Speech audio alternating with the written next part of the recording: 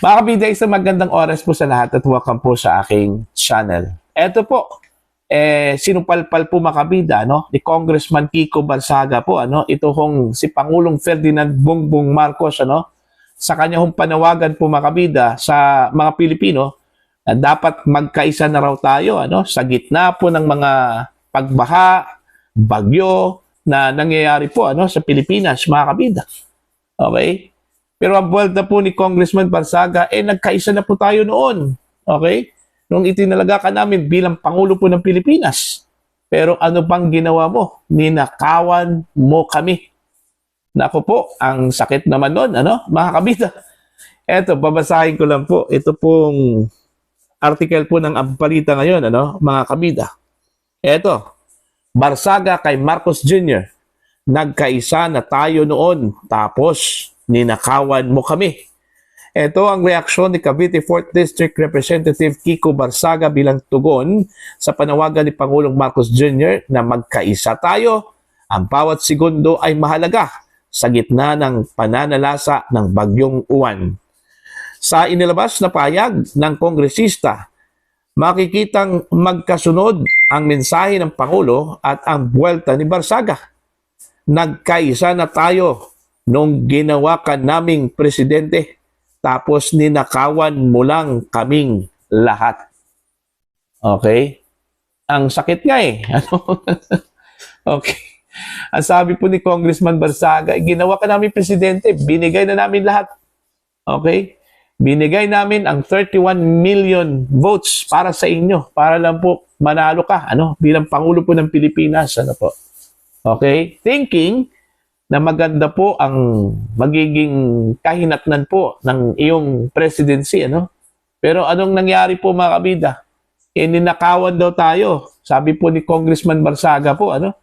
Okay? Ang tinukoy po ni Congressman Barsaga po, ito hong nangyari hong kaliwat ka ng korupsyon po mga kabida, ano? Hindi lang po sa issue po ng flood control projects po, ano? Mga kabida, kundi pati ang mga budget po, ano? Ng mga ahensya po ng gobyerno, ano po. Okay? Yung nangyari hong questionabling 2025 national budget na hanggang ngayon po, wala pa pong closure mga kabida, ano? Pending pa rin dyan po sa Korte Suprema, ano po. Okay? Pero mas matindi talaga, ano? Ito hong pagnanakaw po, mga kabida, ano? Sa pera po ng taong bayan, sa pamamagitan po ng mga proyekto po ng DPWH, ano? Okay? In broad daylight, ano? Mantakay nyo, ha? Mas matindi pa po sa notorious na magnanakaw po, ano? Mga kabida. Ito hong ginawa po ng ilang mga opisyal at mga politiko po sa pera po ng taong bayan po, ano? Mga kabida. Ito, manifestation po yon. Yung mga nangyayari po ngayon, mga kabida, no? Sa Cebu, sa iba pang bahagi po ng bansa, no? Kung saan po ay epekto po ng bagyo po mga kabida, ito pong mga pagbaha. O, bakit mayroon pong mga pagbaha po na nangyari? Because dahil ho sa inefficient po mga kabida, no? Yung mga proyekto po ng gobyerno, partikular na po ang flood control projects po, no? Mga kabida. Yan palang nangyari sa Cebu, ano? Okay, kung saan po halos lubog po mga kabida ang mga munisipyo po doon, ano? Sa baha po na dulot po mga kabida ni Bagyong Tino. Okay? Manifestation na po 'yon na hindi po magandang pagkakagawa po mga kabida, no? Ng mga flood control. Okay? Doon. Sa katunayan nga kinwestiyon po mga kabida ni Cebu Governor Pambari Quatro po, ano? Ito hong 26 billion pesos po, ano, na flood control projects po ng Cebu City. Ano bang nangyari po? Okay? Anong nangyari po sa 26 billion pesos po, ano? Mga kabida. Bakit po ganito katindi po ang pagbaha po sa Cebu? In fact, sabi po ni Gov. Bari 4 po, to the max talaga yung pagbaha po, ano? Mga kabida. Oh. Di ba? Hindi lang po ang Cebu, ha? Ang dami po po. Mga flood control projects, ano? Questionably po mga kabida. Oh. Doon po nag-umpisa actually nung sinabi po ng Pangulo sa isang State of the Nation address po niya, no, mga kabida, na meron na raw nagawa ang Marcos administration, ano, na 5,500 flood control project sa buong bansa. Palakpakan naman po yung mga tao po doon sa loob po ng gallery, ng House of Representatives. Okay, nung sinabi po ng Pangulo na nasa 5,500 flood control projects na po ang natapos. Okay, di masaya, di ba? Pero after several days po, nung binagyo po tayo, binaha po mga kabida ang Pilipinas, doon po nalaman po mga kabida, na may problema pala yung flood control. Okay? Nagbaha po mga kabida, bumaha po ang Pilipinas, at doon po nalaman po, na wala palang flood control projects. Okay? Yung iba, ghost, mga kabida, At yung iba po, mga kabida, substandard. Kaya nga, yun, ang term na ginawit po ng Pangulo po, mga kabida, nung binangga po ng barko, yung flood control, na-overwhelm. Mantakin nyo, Ay, nako.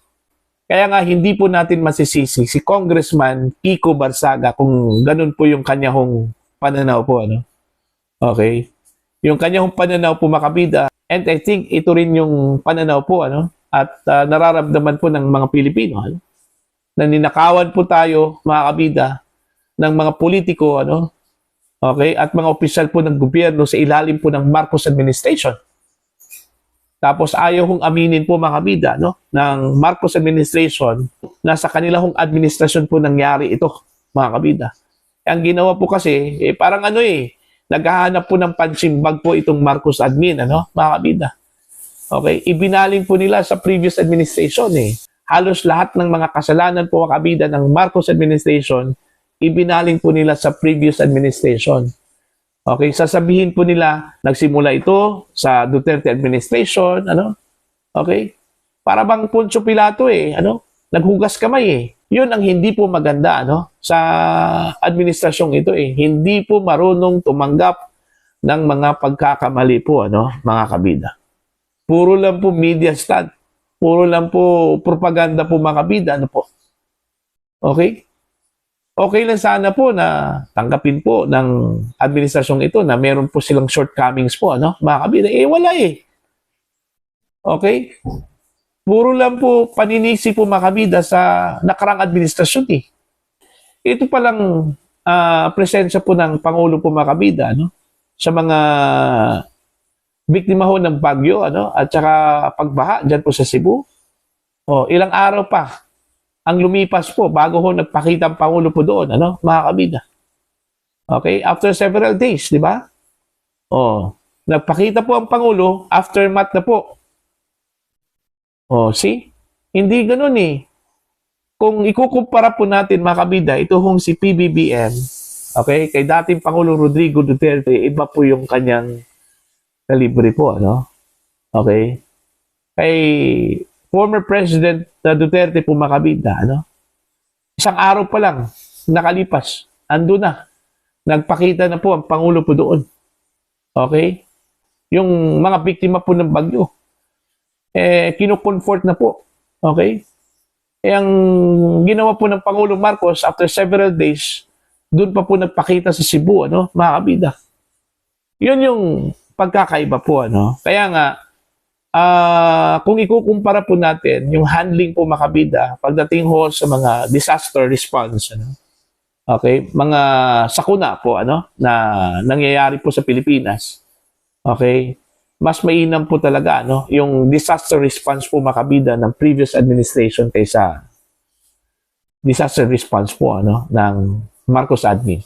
Yun yung totoo, batay po sa observation po namin, mga kabida. Kaya nga nabansagan ito hong administrasyong ito, mga kabida, na walang alam, kulang sa plano po, mga kabida. Mantakin nyo, sa previous administration po, mga kabida, 10 days or 5 days pa lang bago po ang bagyo, mga kabida, o anong klaseng sakuna po, nakanda na po, mga kabida.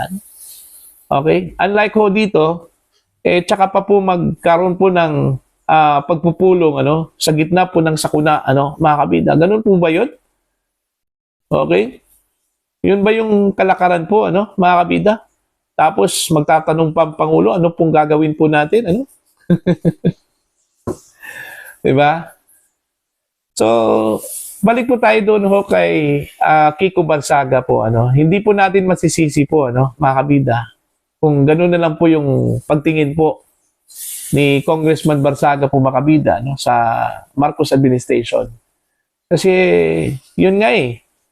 Okay? Hindi po na-address po hanggang ngayon ito hong issue po ng corruption. In fact, wala pang ang nakasuhan eh. Okay? Wala pang nakasuhan hanggang investigasyon pa lang po ngayon, mga kabida. Kaya nga, dito ho natin masusukat po mga kabida kung gaano po ka effective ito hong pamumuno po ni Pangulong Ferdinand Bongbong Marcos. Po? Okay? Ilang buwan na ba yung nakalipas po mga kabida bago po nagdiscover ito hong corruption po sa flood control? Okay? Di ba matagal na po? Tapos nag-imbestiga ang Senate Blue Ribbon, on and off yung kanilang investigasyon. Tapos ito hong ICI, hanggang rekomendasyon lang po. Hanggang ngayon, wala pa pong nakasuhan po mga kabida. At in fact, wala pa pong nakulong na mga sangkot po sa flood control project sa issue po, mga kabida. Yung issue po ng 2025 national budget, hindi po natin alam kung ano na pong nangyari po doon. Okay? Gaya ng sinabi ko po, pending pa rin dyan po sa Korte Suprema ngayon, mga kabida. Hindi po natin alam kung buhay pa ba yan, okay? Nabulok na po ba yan, mga kabida? Reincarnated na po ba yan, Di ba? Yun. So, wala hong matinong sagot. Okay? Ang mga Pilipino, mga kabida, Dahil wala hong konkretong resulta po, na nakita ho natin. Okay? Sa ngayon, mga kabida. Okay? Kaya nga, ngayon, hindi po natin masisisi ang mga Pilipino, na mag-isip po ng hindi maganda po mga kabida, sa kasalukuyang administrasyon. Kasi wala hong naipakita eh. Okay lang sana, meron na pong action. Okay? Pero hanggang investigation lang po yun. Okay? Action ba yun? Ang gusto po nating action para ho sa accountability po mga kabida, meron na pong nasampahan ng kaso. Okay? At siguraduhin lang po na yung sinampahan po ng kaso, yung totoo talagang sangkot, At hindi lang po mga minor players ang gusto po natin, na masasampahan po ng kaso. Pati yung mga major players po, mga kabida, mastermind. Kaso lang po, dami hong nagdududa po, dito ho sa rekomendasyon po, mga kabida. Bakit po, yung mga inaasahang personalidad po, na isasangkot po dito sa sampahan po ng kaso, mga kabida, wala. Bakit ganun Okay? Kaya nga, sa ginagawang investigasyon po ng ICI po mga kabida, marami hong mga pagdududa po. Anyway, bahala na po sila. Bahala na po si Batman po dito. Basta ang importante po mga kabida, alam na po ng taong bayan po ang nangyayari. Para po sa inyo, ano po ang inyong opinion at pananaw po dito? Please comment down. Sa mga hindi pa po subscribers sa aking channel, please subscribe. Just click the subscribe button. Click the notification bell, click all para updated po kayo mga kabida sa aking mga uploads. Maraming salamat po sa inyo lahat.